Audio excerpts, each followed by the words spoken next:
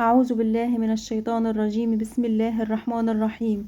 سبحان الذي أسرى بعبده ليلا من المسجد الحرام إلى المسجد الأقصى الذي باركنا حوله لنريه من آياتنا إنه هو السميع البصير. صدق الله العظيم. ليلة الإسراء والمعراج ليلة غسلت فيها أحزان الحبيب صلى الله عليه وسلم بعد عام الحزن.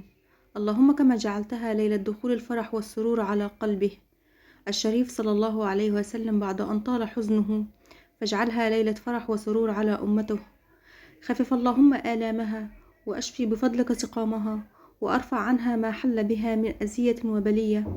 اللهم قد وعدت نبيك في كتابك العزيز ولسوف يعطيك ربك فترضى، فأريه يا الله في أمته ما يسره، وارفع عنا هذا البلاء والوباء، واحفظ جميع بلاد المسلمين يا رب العالمين. اللهم آمين آمين. كل عام وحضراتكم بخير.